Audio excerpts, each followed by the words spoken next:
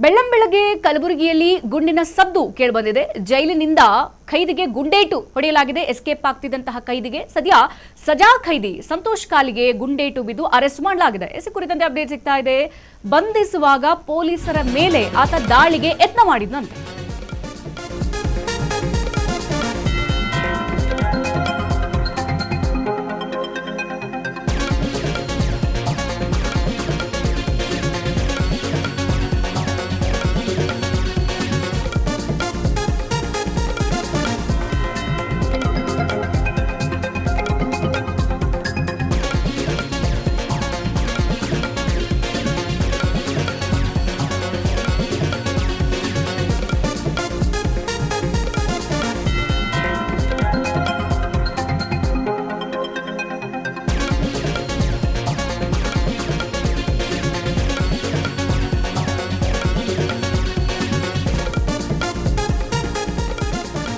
ಬಂಧಿಸುವಾಗ ಆತ ಪೊಲೀಸರ ಮೇಲೆ ದಾಳಿಗೆ ಯತ್ನ ಮಾಡಿದಾನಂತೆ. ಸದ್ಯ ಆತ್ಮರಕ್ಷಣೆಗಾಗಿ ಪೊಲೀಸರಿಂದ ಆರೋಪಿಯ ಕಾಲಿಗೆ ಗುಂಡೇಟು ಹಾಕಲಾಗಿದೆ. ಟಿವಿ ಸ್ಕ್ರೀನ್ ಮೇಲೆ ಗಮನಿಸ್ತಾ ಇದ್ದೀರಾ, ಆತನೇ ಆರೋಪಿ.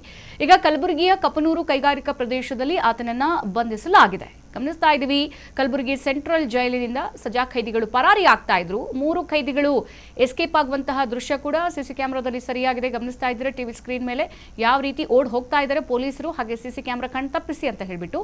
ಸೊ ಈ ರೀತಿಯಾಗಿ ಬೆಳ್ಳಂಬೆಳಗ್ಗೆ ಕಲಬುರಗಿಯಲ್ಲಿ ಈಗ ಗುಂಡಿನ ಸದ್ದು ಕೇಳಿ ಬಂದಿರುವಂತದ್ದು. ಮತ್ತೆ ಈ 3 ಜನ ಎಸ್ಕೇಪ್ ಆಗ್ತಾ ಇದ್ರಲ್ಲ, ಅದರಲ್ಲಿ ಸಜಾ ಖೈದಿ ಸಂತೋಷ್, ಆತನ ಕಾಲಿಗೆ ಪೊಲೀಸರು ಗುಂಡೇಟು ಹೊಡೆದಿದ್ದಾರೆ. ಯಾಕಂತಂದ್ರೆ ಅವನು ಓಡುವಾಗ ಪೊಲೀಸರು ಅರೆಸ್ಟ್ ಮಾಡಕ್ಕೆ ಹೋದಂತ ಸಂದರ್ಭದಲ್ಲಿ ಪೊಲೀಸರ ಮೇಲೆ ಅಟ್ಯಾಕ್ ಮಾಡೋದಕ್ಕೆ ಮುಂದಾದಾಗ ಆತ್ಮರಕ್ಷಣೆಗಾಗಿ ಅವರ ಜೀವವನ್ನು ಅವರು ಉಳಿಸ್ಕೊಳ್ಳೋಕೆ ಪೊಲೀಸರು ಆತನ ಮೇಲೆ ಫೈರಿಂಗ್ ಮಾಡಿದ್ದಾರೆ. ಕಾಲಿಗೆ ಏಟ್ ಕೂಡ ಬಿದ್ದಿದೆ, ಗುಂಡೇಟು. ಹಾಗಾಗಿ ಈಗ 3 ಖೈದಿಗಳು ಎಸ್ಕೇಪ್ ಆಗುವ ದೃಶ್ಯ ಒಂದ್ ಕಡೆ ಸಿಸಿಟಿವಿಯಲ್ಲಿ ಸರಿಯಾಗಿದ್ರೆ, ಮತ್ತೊಂದು ಕಡೆಗೆ ಒಬ್ಬನ ಕಾಲಿಗೆ ಗುಂಡೇಟ್ ಬಿದ್ದಿದೆ. ಮತ್ತೆ ಆತ್ಮರಕ್ಷಣೆಗಾಗಿ ಪೊಲೀಸರು ಇದು ಮಾಡಿರುವಂಥದ್ದು. ಸೊ ಹಾಗಾಗಿ ಈಗ ಗಮನಿಸ್ತಾ ಇದ್ವಿ, ಕಲಬುರಗಿಯಲ್ಲಿ ಕಾನೂನು ಇಷ್ಟು ಲೂಸ್ ಆಗಿ ಇದೆಯಾ ಅನ್ನುವಂಥದ್ದು. ಈಗ ಕಲಬುರಗಿಯ ಸೆಂಟ್ರಲ್ ಜೈಲಿಂದ ಸಜಾ ಖೈದಿಗಳು ಪರಾರಿಯಾಗ್ತಿರುವಂತಹ ವಿಚಾರಕ್ಕೆ ಸಂಬಂಧಪಟ್ಟಂತೆ 3 ಖೈದಿಗಳು ಎಸ್ಕೇಪ್ ಆಗುವ ದೃಶ್ಯ ಸಿಸಿ ಕ್ಯಾಮೆರಾದಲ್ಲಿ ಸರಿಯಾಗಿದೆ. ಸಿಸಿಟಿವಿ ಅವರ ಚಲನವಲನ ಎಲ್ಲ ಕೂಡ ರೆಕಾರ್ಡ್ ಮಾಡಿ ಇಟ್ಕೊಂಡಿದೆ. ಜೈಲಿನ ಬ್ಯಾರಕ್ ಕಂಬಿಯನ್ನ ಕತ್ತರಿಸಿ ಗೋಡೆ ಜಿಗಿದು ಇಲ್ಲಿ ಖೈದಿಗಳು ಪರಾರಿಯಾಗಿದ್ದಾರೆ. ಗೋಡೆ ಜಿಗಿದು ನಡೆದುಕೊಂಡು ಹೋದಂತಹ ಖೈದಿಗಳು ಈ ದೃಶ್ಯ ಸಿಸಿ ಕ್ಯಾಮೆರಾದಲ್ಲಿ ಸರಿಯಾಗಿದೆ. ಗಮನಿಸ್ತಾ ಇದ್ದೀರಾ, ಕಲಬುರಗಿಯಲ್ಲಿ ಬೆಳ್ಳಂಬೆಳಗ್ಗೆ ಪೊಲೀಸರು ಗುಂಡಿನ ಸದ್ದನ್ನ ಹರಿಸಿರುವಂತಹದ್ದು. ಜೈಲಿನಿಂದ ಪರಾರಿಯಾಗಿದ್ದ ಸಜಾ ಖೈದಿಯನ್ನ ಬಂಧಿಸೋಕೆ ಹೋದಂತಹ ಪೊಲೀಸರ ಕಾರ್ಯಾಚರಣೆಯಲ್ಲಿ ಈ ಗುಂಡೇಟು ನಡೆದಿರುವಂತದ್ದು. ಕಲಬುರಗಿ ಸೆಂಟ್ರಲ್ ಜೈಲಿನಿಂದ 3 ಸಜಾ ಖೈದಿಗಳು ಬ್ಯಾರಕ್ನ ಕಬ್ಬಿಣದ ಕಂಬಿ ಇದೆಯಲ್ಲ, ಕಂಬಿಯನ್ನೇ ಕತ್ತರಿಸ್ಬಿಟ್ಟು ಜೈಲಿನ ಗೋಡೆ ಪರಾರಿಯಾಗ್ತಾ ಇದ್ರು. ಸದ್ಯ ಈ ಗೋಡೆ ಜಿಗಿದು ನಡೆದುಕೊಂಡು ಹೋಗ್ತಾ ಇರುವ ಖೈದಿಗಳ ದೃಶ್ಯ ಸಿಸಿಟಿವಿಯಲ್ಲಿ ಅವರ ಚಲನ ವಲನ, ಕಬ್ಬಿಣದ ರಾಡನ್ನು ಕಟ್ ಮಾಡ್ತಾ ಇರೋದು, ಹಾರ್ತಾ ಇರೋದು, ಓಡ್ಕೊಂಡು ಹೋಗ್ತಾ ಇರೋದು ಎಲ್ಲ ಕೂಡ ಸರಿಯಾಗಿದೆ. ಮತ್ತೆ ಈ ಪರಾರಿಯಾಗಿದ್ದ ಖೈದಿ ಸಂತೋಷನ್ನ ಇಲ್ಲಿ ಕಪನೂರು ಕೈಗಾರಿಕಾ ಪ್ರದೇಶದಲ್ಲಿ ಪೊಲೀಸರು ಪತ್ತೆ ಹಚ್ಚಿದ್ದಾರೆ. ಆಮೇಲೆ ಬಂಧಿಸೋಕೆ ಹೋಗ್ತಾರೆ. ಈ ವೇಳೆ ಆರೋಪಿ ಪೊಲೀಸರ ಮೇಲೆ ದಾಳಿ ಮಾಡೋಕೆ ಯತ್ನಿಸ್ತಾನೆ. ಸೊ ಈ ಸಂದರ್ಭದಲ್ಲಿ ಪೊಲೀಸರು ಅವರ ಆತ್ಮರಕ್ಷಣೆಗಾಗಿ ಅವರು ಬಚಾವ್ ಮಾಡಿಕೊಳ್ಳೋದಕ್ಕೆ ಪೊಲೀಸರು ಸಂತೋಷ್ನ ಕಾಲಿಗೆ ಗುಂಡು ಹಾರಿಸಿದ್ದಾರೆ.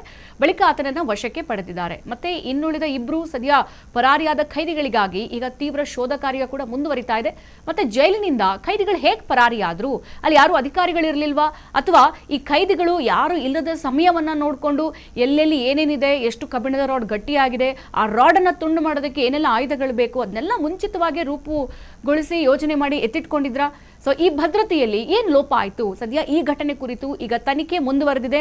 ಯಾರು ಜೈಲಾಧಿಕಾರಿ ಆಗಿರ್ತಾರೆ, ಇವರು ಅಷ್ಟು ಬೇಗ ತಪ್ಪಿಸ್ಕೊಂಡು ಹೋಗೋದಕ್ಕಾಗಿರ್ಬೋದು, ಅಥವಾ ಬೇರೆ ಪೊಲೀಸರ ನಿಯೋಜನೆ ಆಗಿದ್ದಿಲ್ವಾ, ಎಲ್ಲ ಆಯಾಮದಲ್ಲೂ ಕೂಡ ಈಗ ತನಿಖೆ ನಡೀತಾ ಇದೆ.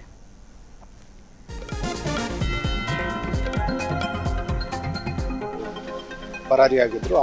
ನಿನ್ನೆ ಏನು ಕೇಂದ್ರ ಕಾರಾಗೃಹದಿಂದ 3 ಜನ ಸಜಾ ಆರೋಪಿಗಳು ಪರಾರಿಯಾಗಿದ್ರು. ಆ ಒಂದು ಹಿನ್ನೆಲೆಯಲ್ಲಿ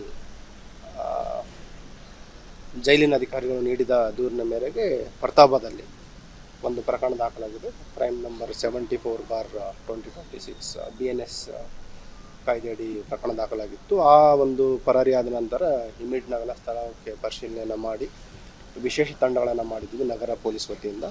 ಅದಲ್ಲದೆ ಏನು ಇವರು ಪರಾರಿಯಾದ 3 ಜನ ಆರೋಪಿಗಳಿದ್ದಾರೆ, ವಿವಿಧ ಪ್ರಕರಣಗಳಲ್ಲಿ ಭಾಗಿಯಾಗಿದ್ದರು. 2 ಜನ ರೇಪು ಮತ್ತು ಪೋಕ್ಸೋ ಪ್ರಕರಣ ಇತ್ತು, ಮತ್ತು ಇನ್ನೊಬ್ಬನ ಮೇಲೆ ಕೊಲೆ ಪ್ರಕರಣದಲ್ಲಿ ಸಜೆ ಆಗಿತ್ತು. 3 ಜನ ಮೂಲತಃ ಬೀದರ್ ಜಿಲ್ಲೆಯವರಾಗಿದ್ದರು. ಹಾಗಾಗಿ ಕಲಬುರಗಿ ನಗರ ಪೊಲೀಸ್ ವತಿಯಿಂದ ಮತ್ತು ಈಶಾನ್ಯ ವಲಯದ DIG ಮತ್ತು S P Kalaburagi, S P Bidar ಮತ್ತು ಎಸ್ ಪಿ ಯಾದಗಿರಿ ಎಲ್ಲರಿಗೂ ಕೂಡ ನಾವು ಇಂಟರ್ ಡಿಸ್ಟ್ರಿಕ್ಟ್ ಕೋಆರ್ಡಿನೇಷನ್ ಟೀಮ್ಸ್ಗಳನ್ನು ಮಾಡಿ ಕಾರ್ಯಾಚರಣೆಯನ್ನು ಸ್ಟಾರ್ಟ್ ಮಾಡಿದ್ವಿ.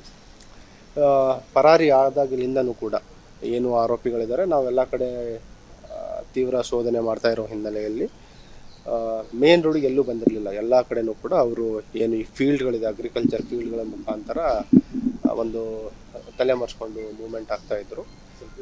ನಮ್ಮ ಮಾಹಿತಿ ಪ್ರಕಾರ ಏನಾಗಿದೆ, ಇವರು ಏನು ಪರಾರಿ ಆದ ನಂತರ ಫಸ್ಟ್ 2 ಟೀಮ್ ಸ್ಪ್ಲಿಟ್ ಆಗ್ತಾರೆ. ಆಮೇಲೆ ಎರಡು ಜನ ಏನು ಮೂವ್ಮೆಂಟ್ ಆಗ್ತಾರೆ ಅವರು ಕೂಡ ಮತ್ತೆ ಸ್ಪ್ಲಿಟ್ ಆಗಿ ಒಬ್ಬಂಟಿಯಾಗಿ ಓಡಾಡ್ತಾ ಇದ್ರು. ಬೆಳಗಿನ ಜಾವ ಇವತ್ತು ಫರ್ತಾಬಾದ್ ಇನ್ಸ್ಪೆಕ್ಟರ್ ಮತ್ತು ಅವರ ಟೀಮ್ ಅವರಿಗೆ ಒಂದು ಮಾಹಿತಿ ಬರುತ್ತೆ, ಏನು ಇದು ಹುಮ್ನಾಬಾದ್ ರಿಂಗ್ ರೋಡ್ ನಂತರ ಹುಮ್ನಾಬಾದ್ ಕಡೆ ಹೋಗುವ ಒಂದು ಇಂಡಸ್ಟ್ರಿಯಲ್ ಏರಿಯಾ ಇದೆ, ಅಲ್ಲಿ ಇವರ ಒಬ್ಬನ ಸಸ್ಪೆಕ್ಟ್ನ ಒಂದು ಮೂಮೆಂಟ್ ಇದೆ ಅಂತ ಗೊತ್ತಾಗುತ್ತೆ. ಅಲ್ಲಿ ಹೋದಾಗ ಅವನಿಗೆ ಹಿಡ್ಲಿಕ್ಕೆ ಹೋದಾಗ ಅವನು ತಕ್ಷಣ ನಮ್ಮ ಸಿಬ್ಬಂದಿಯವರಿಗೆ ಹಲ್ಲೆ ಮಾಡಲಿಕ್ಕೆ ಮುಂದಾಗ್ತಾನೆ.